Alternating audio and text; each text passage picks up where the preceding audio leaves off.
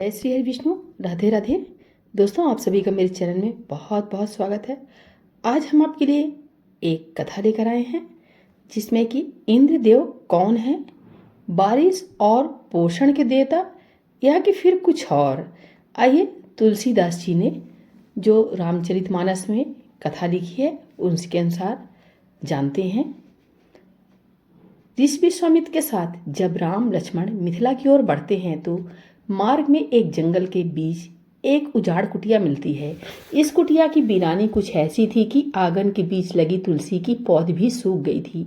चारों ओर सूखे पत्ते झरे हुए पड़े थे, जगह जगह से छप्पर भी गिरा पड़ा था।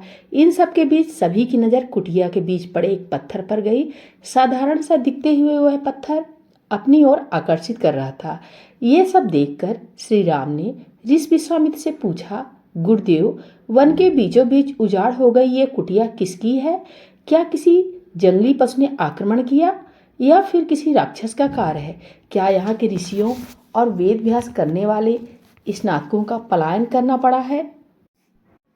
श्री राम के प्रश्न सुनकर ऋषि विश्वामित्र मुस्कुराए और फिर गंभीर होते हुए बोले, रघुनंदन, यह किसी पशु, राक्षस या दैत्य का आक्रमण नहीं है, लेकिन इस स्थान पर जो घटना घटी है वह किसी पशुता और राक्षसी कर्म से कम नहीं है।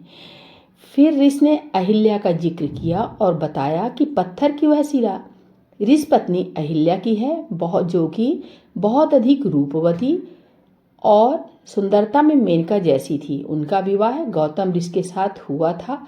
देवराज इंद्र ने एक बार उन्हें देखा तो मोहित हो गए और उन्हें पाने की इच्छा रखने लगे।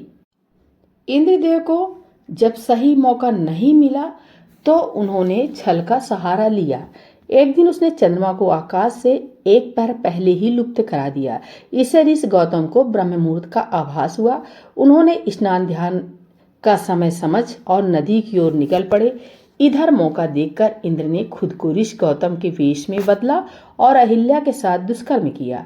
इधर नदी पर पहुंचकर गौतम ऋषि को आभास हुआ कि अभी तो ब्रह्म मुहूर्त में बहुत समय है, वह तो पहले ही आ गए हैं, इसलिए वापस कुटिया की ओर लौट चले। वहां उन्होंने इंद्र को भागते देखा तो योग बल से सब कुछ जान लिया।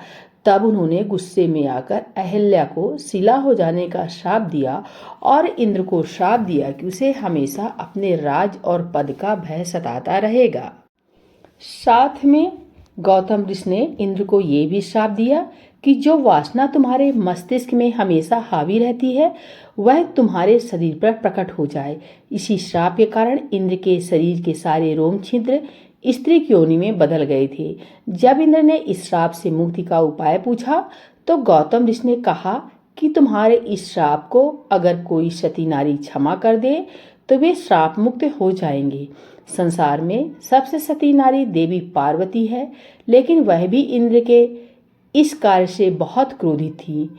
वह तो इंद्र का वध के लिए भी तैयार थी, लेकिन देवता अमर थे, इसलिए देवी पार्वती ने श्राप से मुक्ति नहीं दी। लेकिन स्त्री यौन की मर्यादा के कारण उन सभी को आंखों में बदल दिया।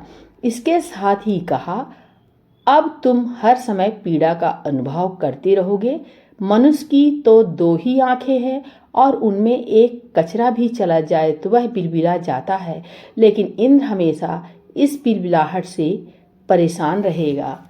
तो दोस्तों, ये कहानी कैसी लगी? अगर अच्छी लगी हो तो प्लीज़ कमेंट में राधे राधे लिखना मत भूलिएगा और चैनल को लाइक सब्सक्राइब जरूर करें। नमस्कार।